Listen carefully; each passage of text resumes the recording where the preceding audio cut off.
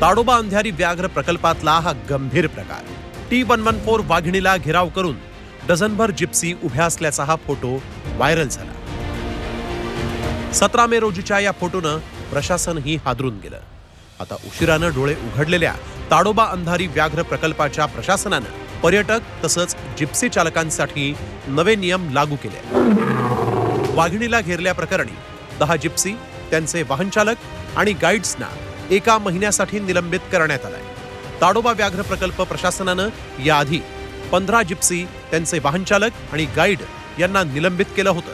व्याघ्र प्रकल्पात आता पर्यटक जिप्सींना रिव्हर्स घेण्यावर बंदी घालण्यात आली आहे. सफारी दरम्यान यूटर्न मारण्यासाठी प्रतिबंध घालण्यात आला. यूटर्न की जगह भी है, नहीं भी है, तब भी कई गाड़ियां रिवर्स लेती थी, तो वो रिवर्स भी बैन हो गया है.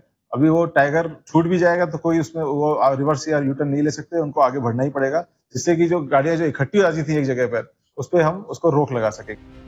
ताडोबा अंधारी व्याघ्र प्रकल्प राज्यातून, देशातून नव्हे तर जगभरातूनही पर्यटक फक्त वाघ पाहण्यासाठी या प्रकल्पात येतात. ताडोबा अंधारी व्याघ्र प्रकल्पाच्या कोअर झोन आणि बफर क्षेत्रात पर्यटन सुरू आहे. मात्र ताडोबात नियम मोडण्याची ही आतापर्यंतची सर्वात भीषण घटना असल्याचं सांगितलं जात आहे. याआधी निमढेला बफर क्षेत्रात एक वाघीण तोंडात प्लास्टिकची बाटली पाण्यातून बाहेर काढतानाचा एक व्हिडिओ समोर आला होता.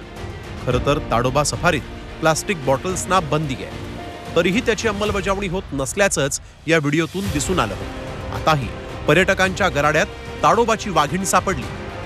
ताडोबात वाघ बघण्यासाठी पर्यटक हे जिप्सी चालकांवर तसंच गाईडवर दबाव टाकत असल्याचा आरोप होतो. तेव्हा आता वाघ बघायला जात असाल तर नियमांचं पालन नक्की करा हीच अपेक्षा.